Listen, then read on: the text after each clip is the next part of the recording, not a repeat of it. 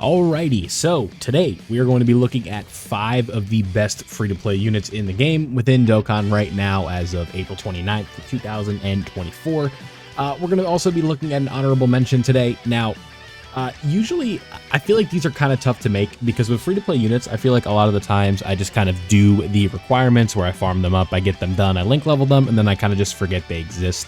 But in this case, I tried to go ahead and get some playing experience with all 5 of these units and the honorable mention, just to kind of give you a gauge of what I'm talking about here. And honestly, I found myself pretty impressed with a couple of these characters. Now, keep in mind, as I'm sure as most of you know, if you've been playing this for a while, it is a gacha game, and they're obviously not going to make the characters that you are not spending stones or money for as good as the summonable characters. So just keep that in mind that we are looking at a scaled down kind of version of the summonable characters, but these free-to-play characters are still very impressive and, and can kind of, hold their own in terms of like spots on certain teams and stuff like that. And I think that does make for kind of an interesting premise. So if you enjoy today's list, don't forget to leave a like and subscribe if you are new. If you enjoy Dokkan content just like this, we'll be looking at all types of units throughout the rest of the year, and these lists change as time goes on. So keep in mind, this is all my opinion and from my own experience. So let's go ahead and get into the list. Now, the first character. This is going to be one that I believe is not on global yet. This is, I'm sure a lot of you have never heard of this character, myself included.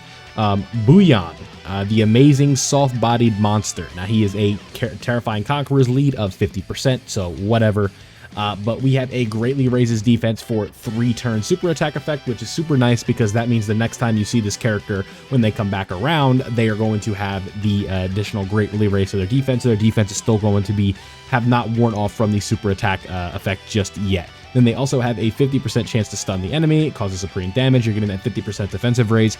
Key to attack defense plus 240% at the start of the turn. We have damage reduction plus 50%, which is obviously nice. DR 50 is pretty crazy, especially on a free-to-play unit just like this. Attack plus 240%, and then, we're getting all enemies attack and defense minus 24% for the next turn, for the turn after receiving an attack, which is super nice when enemies can be debuffed. Think about like the Super Blue Kaioken Goku stage of the Blue Zone. That stage can be debuffed, and that'll be super nice. And even like, I wouldn't recommend that you run this guy in Cell Max, but I mean, like, technically he can be debuffed after turn 4. So, there is something there. But from the next attacking turn, seal this character's super attack. So, that is a little bit annoying. But once from that turn, and then from that turn, damage reduction minus 20%. So I guess you go down to 30 damage reduction after that. And then after receiving 10 or more attacks from the next turn, you stun the character, so you just can't attack after receiving 10 attacks.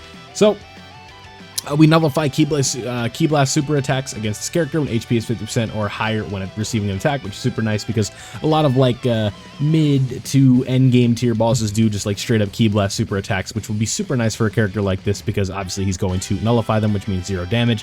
Now, the big problem for this character and why they don't make the top 5 is the categories. Link set's pretty bad. And the categories are terrible. We have Dragon Ball Saga and Terrifying Conquerors. That's it. More than meets the eye is fine, but if we just quickly look at the linking partners, you can see here, this is not exactly what I'd like to call a murderer's row. So 3 links with Staff Officer Black and General Blue, typically not a good sign. So that is my honorable mention. Let's get into number 5, and that is going to be Trunks and Broly. Now, Trunks and Broly, we've talked about before. This one is a character that can put up some extremely impressive attack and defensive numbers, which is super good because I think it's very appealing to new players when they see like big number go boom, right? And stuff like that. So I think that's kind of why I have this guy as high as I do, and it's like how easy they are to farm, how accessible they are, and I actually am a big fan of this character. So, attack and defense 100 at start of turn.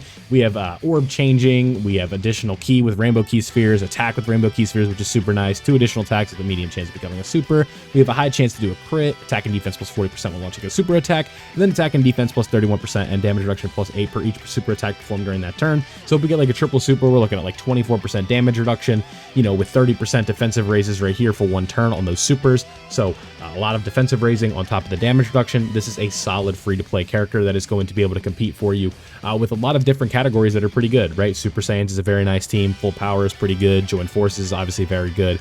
Power of Wishes has some utility, especially with these 8-year anniversary LRs being leaders for that. I think that is a very good kind of team to look at. So Trunks and Broly, I have them coming in at number 5. Let's get on to number 4, and that is going to be a new EZA that is coming out on May 4th. And honestly, this one, I'm kind of ranking these guys a bit early, or what's it called? I'm sorry, I messed that one up. April 26th. They already came out. I don't know why I saw release date and it messed me up.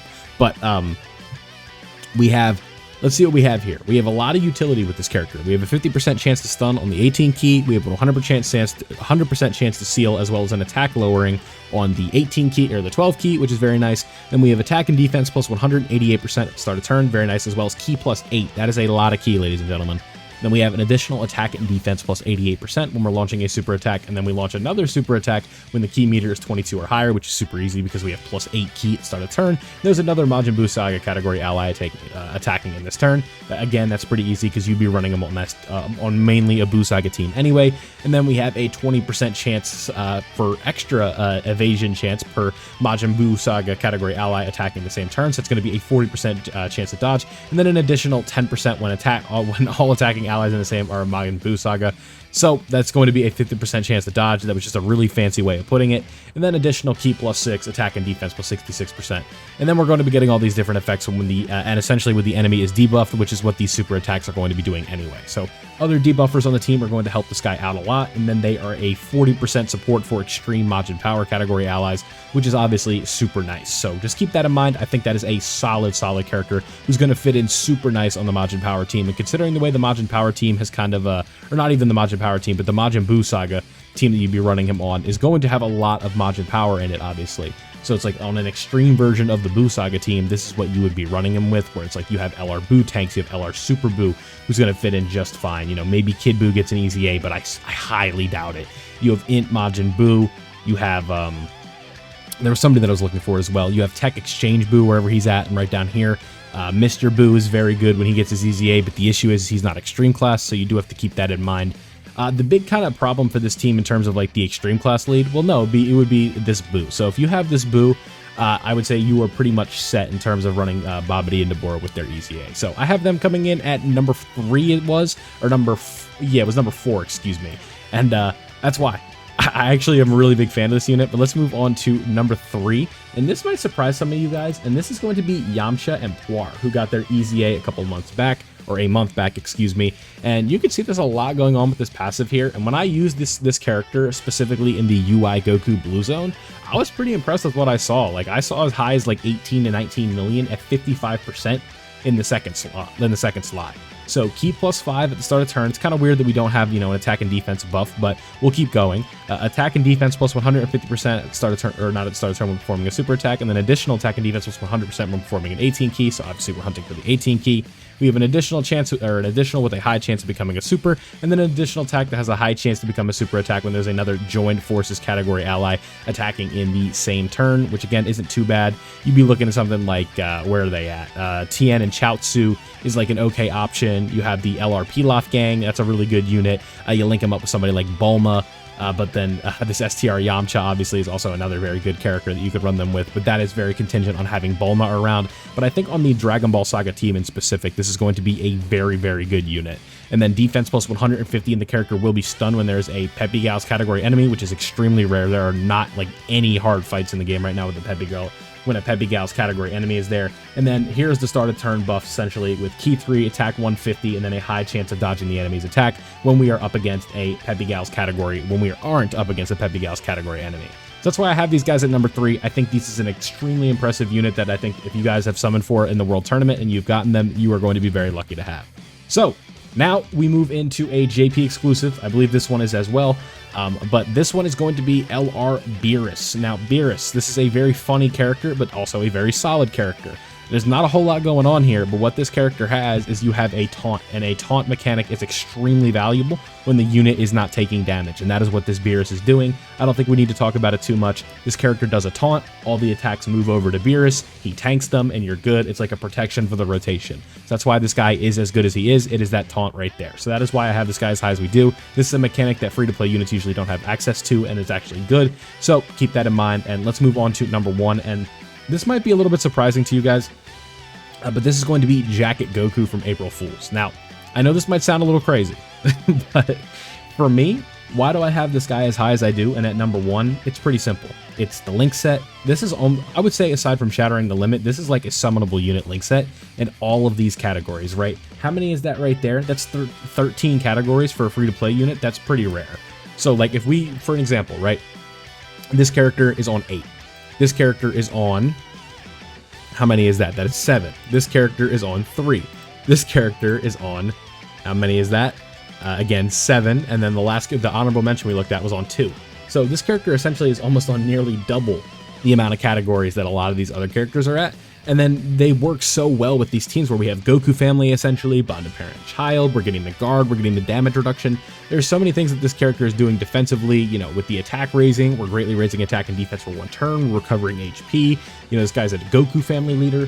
I think all in all, this is a solid free-to-play unit, and his versatility alone is why I have him at number 1. So let me know down below what you guys think. Before we go, let's go ahead and do a quick member shout out to all the members, and we can let you guys go. Okay, so you guys know the drill. Shout out to Macker, Static, White T Steve, Anto, Wet Towelettes, Blitz, Wanix, Joao, Shafted the Boss, Ashish, Scar, James, and Rao. Thank you guys so much for being channel members and supporting the channel even further beyond. Appreciate that very much. And if you guys did enjoy today's video, excuse me, don't forget to leave a like and subscribe if you are new around here. And don't forget to also turn on notifications so you don't miss out on any of the Dokkan content that we post every single day on this channel. Thank you guys for watching, and I'll see you all in the next one.